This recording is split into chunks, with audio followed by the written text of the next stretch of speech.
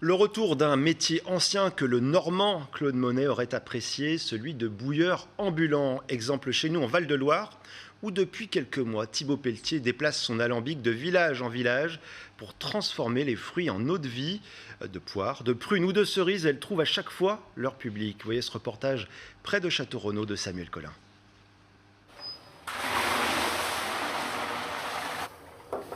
100 litres de prunes et une marmite prête à bouillir. Première étape de la distillation, faire chauffer ce macérat de sucre et de fruits de la saison passée pour extraire les vapeurs d'alcool.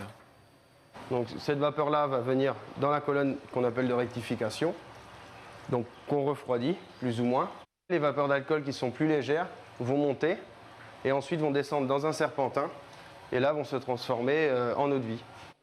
Cet alambic, de quelques années de plus que Thibaut Pelletier, est son nouvel outil de travail. À 24 ans, le jeune homme reprend une activité de bouilleur ambulant entre 5 communes et 3 départements. Il reste à chaque fois une dizaine de jours sur place, à partir de la mi-décembre jusqu'à mi-mai. Un travail saisonnier qu'il découvre dès l'enfance. C'est un métier que je connais depuis longtemps quand même. On va dire que je suis tombé dans la marmite petit, car mon père exerce le métier depuis 1987. Donc j'ai toujours voulu perdurer la tradition, parce que c'est un très vieux métier.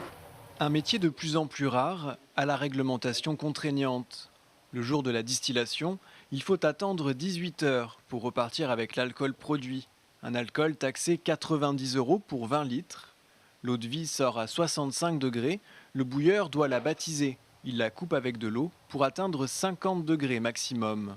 Aujourd'hui, tout le monde peut apporter sa récolte. Ramener à peu près 100 litres de chaque, 100 litres de prunes, 100 litres de poire. On avait un syndicat à Beaumont-la-Ronce, mais c'est fini. Puis après, je suis allé à Draché, c'est fini aussi. Donc je suis rendu ici parce que des bouilleurs de cru, c'est en voie de disparition, je pense. Le jeune bouilleur attend environ 25 personnes cette semaine.